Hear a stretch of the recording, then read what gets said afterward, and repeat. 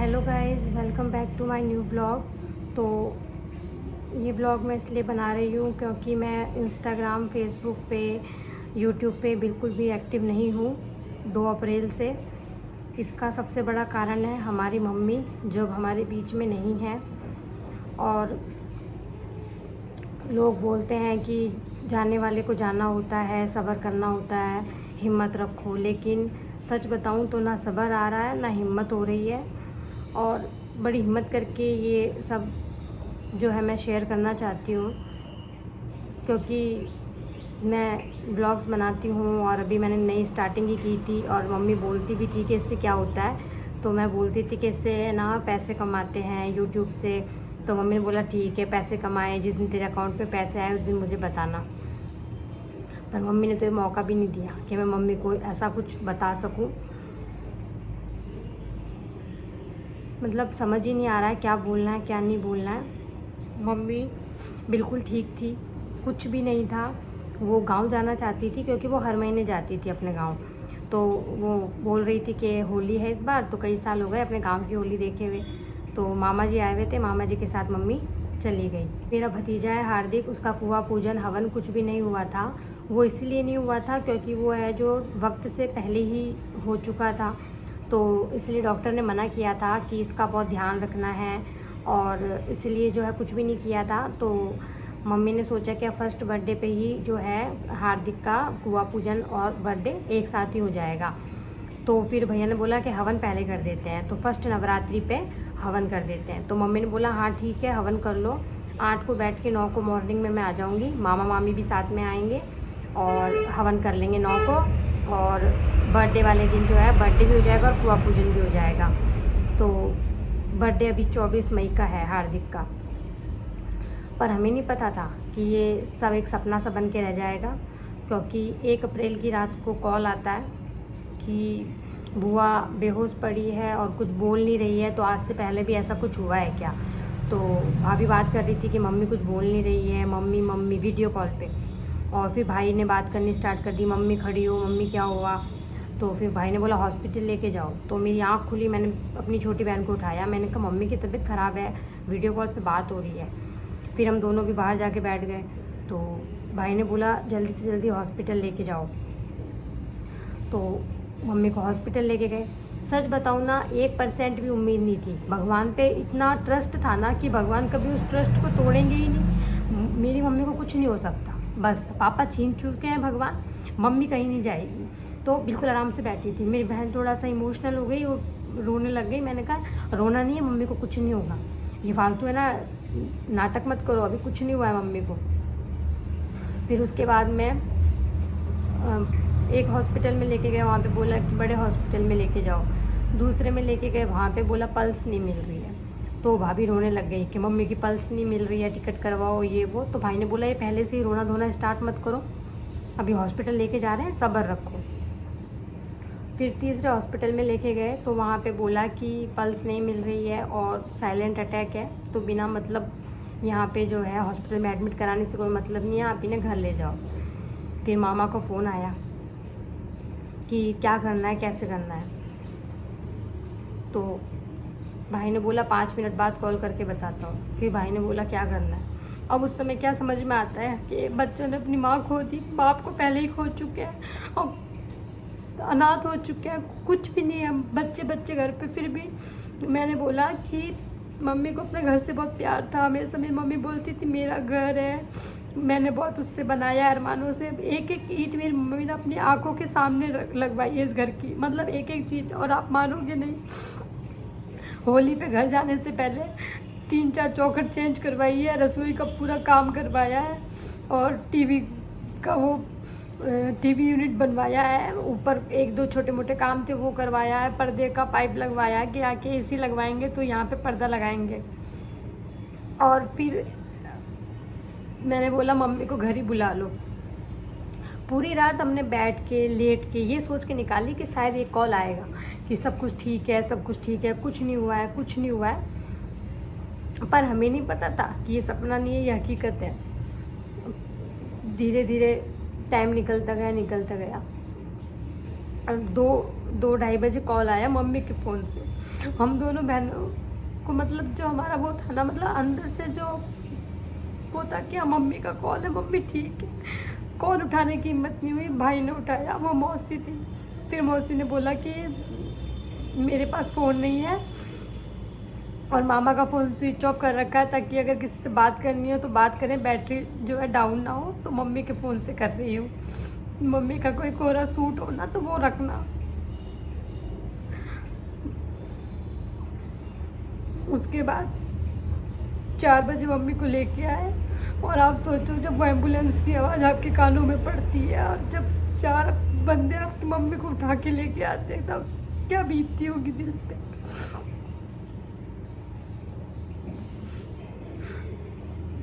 मतलब जब मेरी मम्मी घर आई ना तो मुझे नहीं पता लोग वो सब कैसे वीडियो बना लेते हैं, कैसे आप लोगों से शेयर कर देते हैं। हमारे अंदर ना इतनी हिम्मत थी, ना हमने ऐसा कुछ सोच रखा था कि हमें ऐसा कंटेंट चाहिए, और ना मतलब अगर किसी ने अगर वो वीडियो शूट किया होता ना तो आप देखते, आप बोल नहीं सकते थे कि ये औरत है जो ये अब इस दुनिया में नहीं है। मतलब इतने अच्छे से लेटी हुई, इतनी नेल पेंट लगी हुई थी, इतनी सुंदर लग रही थी, कहीं से भी मतलब हाथ एकदम, पैर एकदम, मतलब हम दोनों बहनों को तो यकीन भी नहीं हो रहा था। हम उठाने की कोशिश कर रहे थे बार बार, कहाँ से एक बार उठ जाए, कहाँ से एक बार उठ जाए। बचपन में सुनते थे कि कोई मर गया है और फिर वो चिता पे से उठ जाता है, तो ऐसा ही हम कुछ सोच रहे थे कि कुछ चमत्कार हो जाए, कुछ चमत्कार हो जाए। पर हमारे तो पता क्या किस्मत ही ख़राब है। हमने बहुत लाइफ में बहुत दुख झेले हैं बचपन से लेकर आज तक। पहले दादा दादी ने बहुत दुख दिए, फिर चाचा चाची ने बहुत दुख दिए, और अब ये वाला दुख जो मतलब कभी ज़िंदगी में ख़त्म नहीं होगा। अब ज़िंदगी में चाहे कितनी भी बड़ी खुशी आ जाए, कितनी भी बड़ी खुशी आ जाए, उस खुशी का कोई मतलब नहीं है, क्योंकि हर जगह हमें हमारी माँ की कमी महसूस होगी, खास करके हम दोनों बहनों को। क्योंकि हम सारे जो भी हम सुख दुख थे ना अपनी मम्मी से शेयर करते थे, रात को बैठ के चुगलियाँ करते रहते थे, बातें करते रहते थे आगे की। मतलब मम्मी सोचती रहती थी कि वो घर का फैसला हो जाएगा, मेरे मामा जी के घर का, छोटे मामा जी का जो है केस चल रहा है बड़े मामा से, कि उस घर का फैसला हो जाएगा तो 3-4 मंजिल बनाएंगे, वहाँ पे किराए दे देंगे, और इस घर को बेच के वहीं पे अपने एरिया में ही अपन वहाँ पे जो है एक घर बना लेंगे, वहीं रहेंगे, और वहीं पे तुम्हारी शादी कर दूँगी। लड़के देख रही थी, लेकिन भगवान को तो कुछ और ही मंजूर था। उसके बाद जो भी अंतिम क्रिया होती है वो सब किया गया। मम्मी के साथ मेरी मौसी, मतलब मेरी मम्मी की बचपन की सहेली है, रियल मौसी नहीं है मेरी, वो मौसी और मेरे मामा मामी जो मम्मी की फ्रेंड है, उनके भाई भाभी, और एक मेरे मामा है। रियल नहीं है ये, जितने भी रिश्ते हैं ना ये रियल नहीं है, लेकिन ये रियल से भी बढ़ के है, क्योंकि आज के टाइम में रियल रिश्तों का कोई मायना नहीं है, सब घटिया निकलते हैं। और जो घर के होते हैं ना वही सबसे ज़्यादा दुश्मन होते हैं, सबसे बड़े दुश्मन तो वही होते हैं, क्योंकि उनको अपनी औकात दिखानी होती है इस बुरे टाइम में, जो उन्होंने पूरी तरह से निभाई है। मतलब किसी के घर से कोई इंसान चला गया है, बच्चे जो है बिल्कुल अकेले पड़ गए हैं, और ऐसे में भी उनको सिर्फ अपना स्वार्थ देखना है।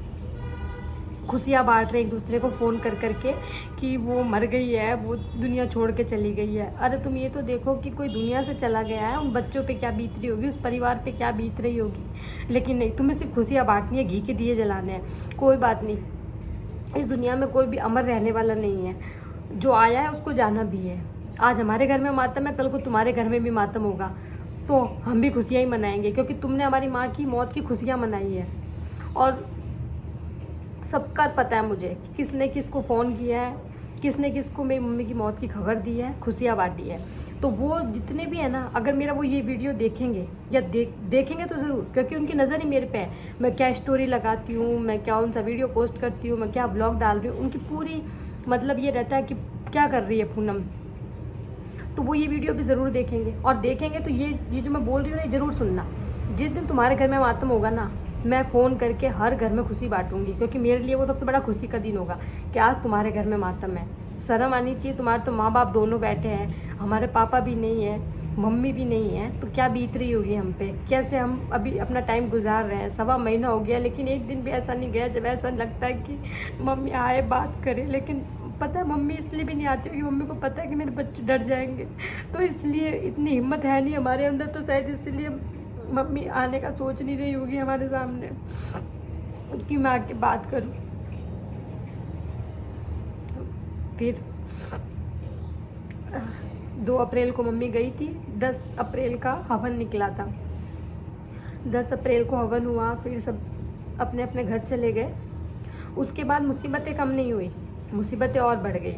हार्दिक की तबीयत ख़राब हुई, उसे हॉस्पिटल लेके गए तो पता चला इसमें ब्लड नहीं है, 4.5 या 6 ही है, तो ब्लड चढ़ाना पड़ेगा। 3 दिन हॉस्पिटल में एडमिट रहा। वहाँ पे भी हम यही डरते रहे कि मतलब अब कोई अनहोनी ना हो जाए हमारे साथ, क्योंकि अब बर्दाश्त नहीं होगा। अभी फ़िलहाल तो कुछ बर्दाश्त वैसे ही नहीं हो रहा, और अब और नहीं होगा। उसके बाद में 3 दिन एडमिट रहा, खून चढ़ गया, ठीक ठाक था, घर आ गए। फिर हमारी मौसी हमारे पास आ गई 3-4 दिन के लिए, और वो फिर रुक के गई। यहाँ पे हार्दिक को ब्लड जो है चढ़ चुका है, 1 दिन के लिए रखा गया था ताकि पता चल जाए कोई इन्फेक्शन वगैरह तो नहीं है, फिर छुट्टी मिल गई थी। और उसके बाद में इसका 6 मई का जो है मम्मी का 1.25 महीने का हवन निकला, कि 1.25 महीने पे एक बड़ा हवन होता है, जिसके बाद जो जैसे कि जितने भी शुभ काम हैं आप घर में कर सकते हो, कढ़ाई चढ़ा सकते हो, नए कपड़े पहन सकते हो, तो वो करवाया। तो इस टाइम पे हमारी ताई जी भी है, मतलब मेरी रियल ताई जी, उनके बेटा बहू, उनके पोता पोता बहू, उन सब ने बहुत सपोर्ट किया, आज तक कर रहे हैं। और एक मेरी मम्मी वो मौसी है, मामा मामी, ये सब मतलब एक भी ताई जी के अलावा जो भी रिश्ता है ना मामा मामी का मौसी का, खून का नहीं है, लेकिन खून से भी बढ़ के हमारे लिए, क्योंकि हमारे साथ हमारे बुरे वक्त में खड़े रहे हैं। एक कॉल पे यहाँ आए हैं और हमारा पूरा सपोर्ट किया है। रोज़ दिन में 2-2 3-3 बार वीडियो कॉल करते हैं, कॉल करते हैं, एक एक बंदे से बात करते हैं, घर में हिम्मत देते हैं। पर और वो ये भी जानते हैं कि हिम्मत हमारे अंदर भी नहीं है, पर क्या करें, उनका काम है, वो तो अपना काम करेंगे। मेरी मौसी तो ये भी कहती मैं चली जाती तो बिमला सब संभाल लेती, पर हम ऐसा नहीं सोचते, क्योंकि वो भी किसी की माँ है, उसके ऊपर भी अपने बच्चों की जिम्मेदारियाँ हैं। अब हम दोनों बहनें बिल्कुल अकेली हो गई हैं, कभी भी बैठे बैठे रोने लग जाते हैं, रात को नींद नहीं आती है, हर 15 मिनट में, 20 मिनट में, 1 घंटे में, 2 घंटे में आंखें खुलती रहती है। सिर्फ सुबह का वेट करते हैं, सुबह होती है तो सिर्फ रात का वेट करते हैं। सिर्फ दिन काट रहे हैं, और अब तो काटने भी पड़ेंगे। यहाँ पे हार्दिक का मुंडन हो रहा है, जो कि 15 अप्रैल को कुलदेवी के मंदिर में होना था, लेकिन मम्मी की वजह से अब वो घर में ही करना पड़ रहा है।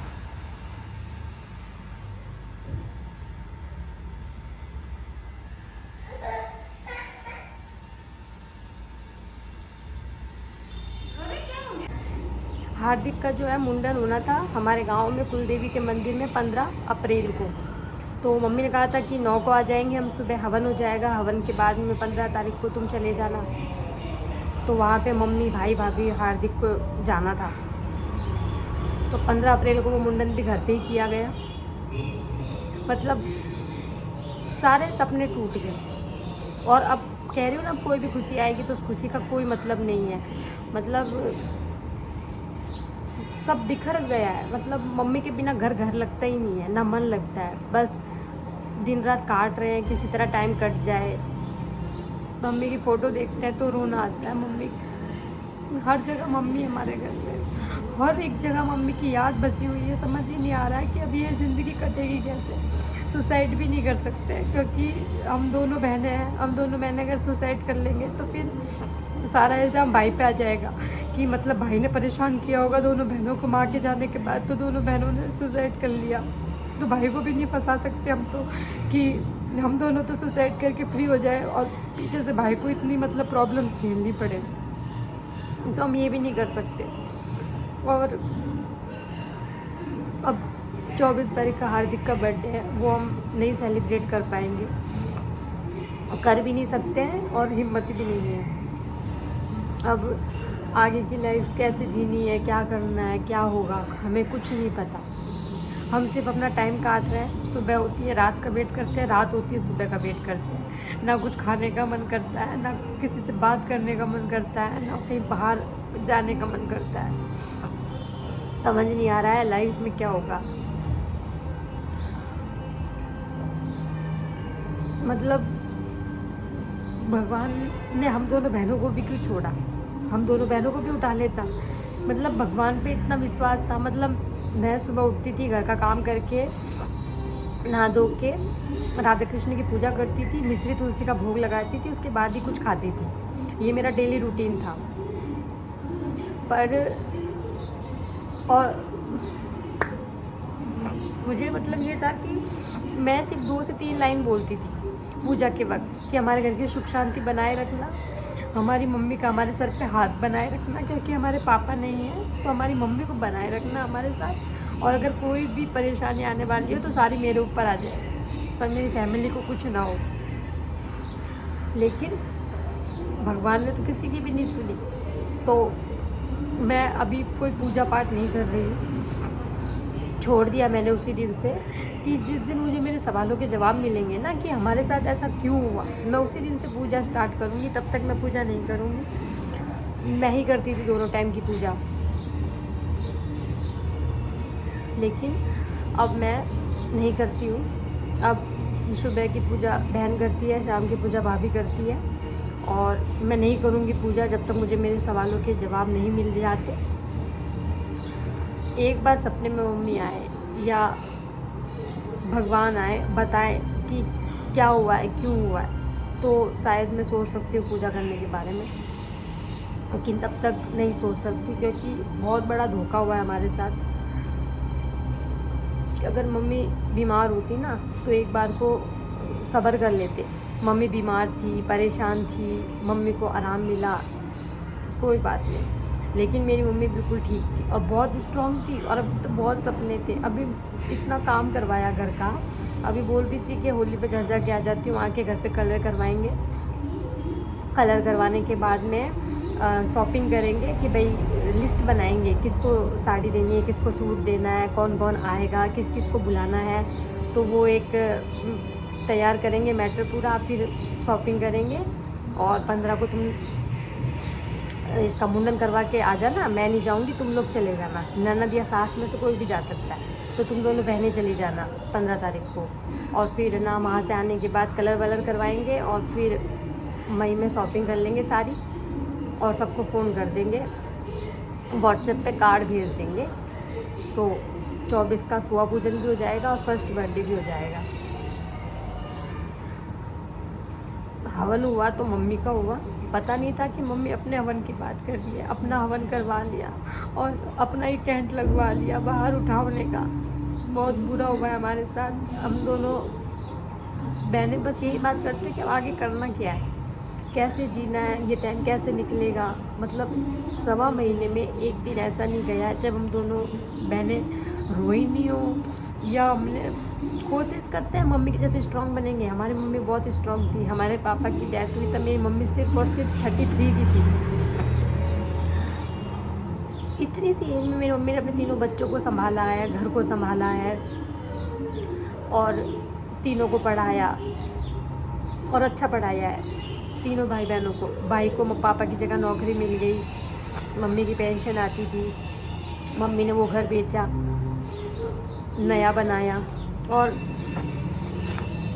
एक एक ईंट मम्मी ने अपने सामने रखवाई है। पूरे पूरे दिन यहाँ बैठी रहती थी, और हम बोलते थे आप पूरे दिन वहाँ क्या करते हो बैठे बैठे, कि नहीं गड़बड़ हो जाएगी अगर मैं वहाँ नहीं बैठूँगी तो, वो ढंग से नहीं करेंगे, कुछ गड़बड़ कर देंगे, मुझे अपने सामने ही बनवाना है। तो एक एक चीज़ अपने सामने बनवाई। अभी कुछ जो प्रॉब्लम थी घर में, कि चौखट में दीमक लग गई थी, या किचन का काम करवाना था, या टीवी वाला बनवाना था, तो वो सब मम्मी ने भी करवाया, सिर्फ इसलिए कि घर अच्छा लगे। और अब हार्दिक का बर्थडे भी है, कुआं पूजन भी करेंगे, हवन भी होना है, और तुम्हारी शादी भी करूँगी अब। क्योंकि एक भैया जो काम कर रहे थे वो बोल रहे थे आंटी इतना सारा काम क्यों करवा रहे हो एक साथ, कि भाई अब शादी करूँगी, घर में थोड़ी रखूँगी दोनों बेटियों।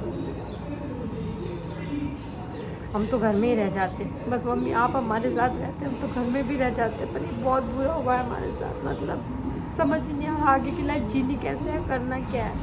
पहले भगवान ने पापा को छीन लिया, उस टाइम पे हम छोटे थे, नाना नानी थे, मम्मी थी, संभाल लिया हमें कुछ एहसास ही नहीं होने दिया। लेकिन अब तो कोई भी नहीं है, ना पापा ना मम्मी, अकेले ही रहना है। तो आगे मैं क्लिप्स डाल दूँगी, आप लोग देख लेना। हार्दिक का मुंडन घर पे ही हुआ है, नाई को घर पे बुला के घर पे ही करवा दिया था, और मम्मी का 1.25 महीने का हवन जो 6 मई को हुआ है, वो क्लिप्स डाल दूँगी। और अब सब लोग जो अपने घर जा चुके हैं, 8 तारीख को सब निकल गए थे, और अब हम घर पे भैया भाभी, दोनों बहनें, 3 बच्चे और हमारे छोटे मामा जी हमारे साथ हैं। तो अभी हम गांव जाने का सोच रहे हैं, ताई जी बुला रही है कि एक बार घर से निकलो, माइंड फ्रेश करो, घर में तो वैसे ही तुम घुट घुट के रह जाओगे। तो अभी सोच रहे जाने का। भैया अपनी छुट्टी का बोल रहे हैं ऑफिस में, भैया को छुट्टी मिल जाए, और मेरी बहन भी जो है प्राइवेट जॉब करती है, उसको भी छुट्टी मिल जाए। फिर छोटे मामा जो हमारे घर में रह जाएंगे, हमारे 2 डॉग्स हैं, एक रैबिट है, मामा आराम से उनको भी रख लेंगे, घर का ध्यान भी रख लेंगे। और हम सब जो है 5-7 दिन के लिए बाहर जाएंगे, अपनी ताई जी के घर जाएंगे, मतलब हमारा गांव। और उसके बाद अपनी मौसी के घर जाएंगे, मामा के घर जाएंगे, सबसे मिल के आएंगे। जो रेंट पे घर दिया हुआ है छोटे मामा का, उनसे भी मिल के आएंगे सबसे।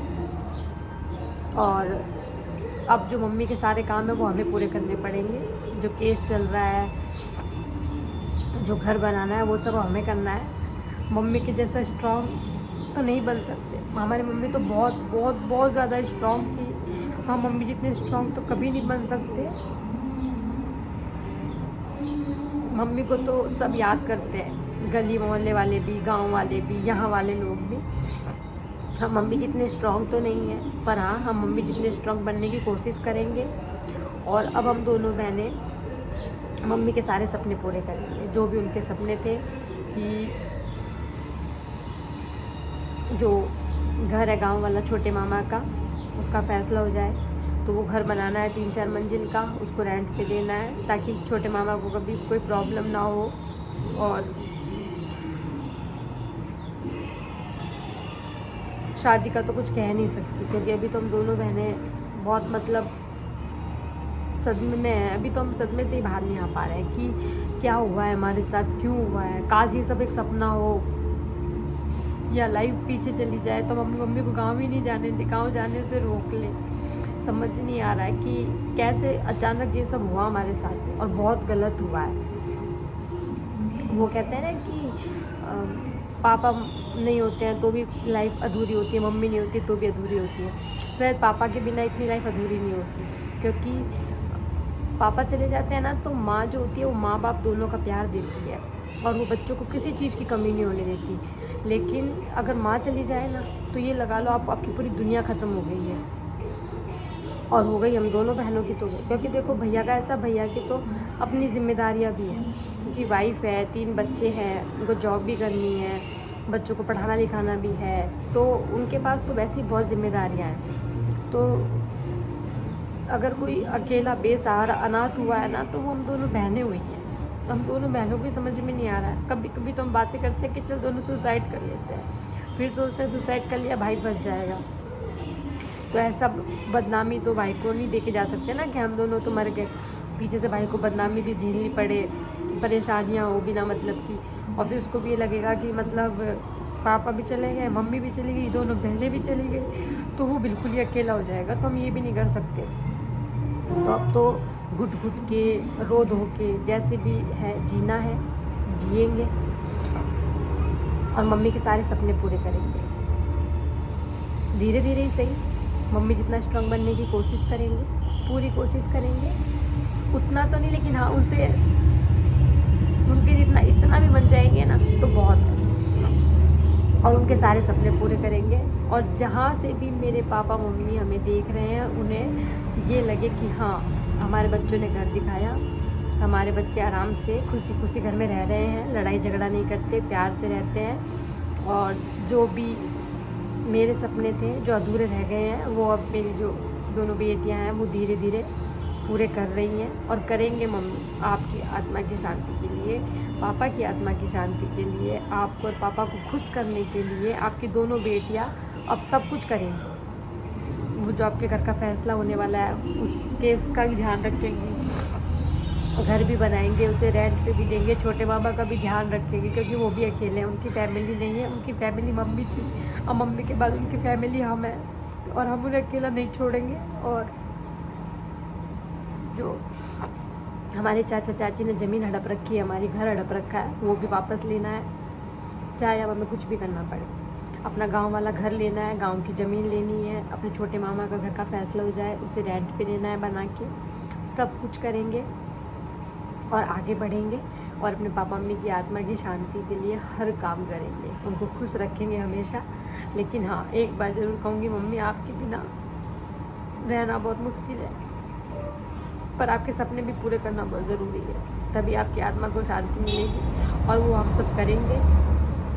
और अब इससे ज़्यादा मैं कुछ नहीं बोल पाऊँगी, ना मेरे अंदर इतनी हिम्मत है। और ये हिम्मत भी मैंने बहुत मुश्किल से जुटाई है क्योंकि मेरे बहन भाई बोलते हैं कि हम दोनों तो जॉब पे चले जाते हैं, तू अकेली घर पे सोच सोच के घुट घुट के मत रहना, तू अपना व्लॉग बनाती थी, वीडियो बनाती है, रील्स बनाती है, तो तू अपने बना, पोस्ट कर, कोई बात नहीं, दुनिया का क्या है, दुनिया तो तेरे मुंह पे, तेरे और हमारे मुंह पे हमारे हैं, उनको तो दोगली बातें करनी आती है, तो उनका मत सोच, तू सिर्फ अपना सोच कि तू अपनी रील्स बनाती है, वीडियोस बनाती है, बना, पोस्ट कर, कोई दिक्कत नहीं है। तो थोड़ा दिमाग को इधर उधर भटका, मम्मी को तो नहीं भूल पाएगी लेकिन दिमाग को इधर उधर भटकाना बहुत ज़रूरी है। तो इसीलिए मैंने सोचा थोड़ी हिम्मत करती हूँ, मैं 2 दिन से कर रही हूँ। परसों मैं पूरे दिन कोशिश करती रही बनाने की, नहीं बना पाई, कल करती रही, कल भी एक क्लिप बनाई, उसके बाद हिम्मत ही नहीं हुई, नहीं बना पाई। आज सोचा कि चलो आज बनाती हूँ, तो पता नहीं बना ही ली हिम्मत करके आज तो आगे आप देख लेना। मम्मी के 1.25 महीने का जो हवन हुआ था 6 मई को, यहाँ पे हवन की तैयारी हो रही है और ये मेरी ताई जी और बुआ जी हैं।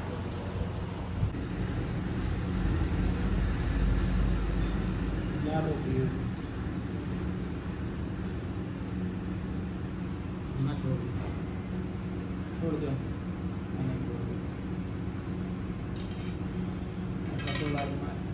पानी करना पड़ेगा। ओम ब्रह्मा यज्ञानं प्रथमं पुरुषादिसीमतः सुरुचो वेन आवह सर्वज्ञा उपमास्य विष्णुस्य विवह। ओम श्री ब्रह्म देवताभ्यो नमो नमः स्वाहा। ओम विष्णुरा। तो जो ये पंडित जी है इन्होंने भी, और जो गंगा जी में भैया को मिले थे उन पंडित ने भी ये बोला है कि अपनी मम्मी के लिए रोना मत, दुखी मत होना, क्योंकि अगर तुम लोग रोओगे, दुखी रहोगे तो वो भी आगे रोएंगी, दुखी रहेंगी।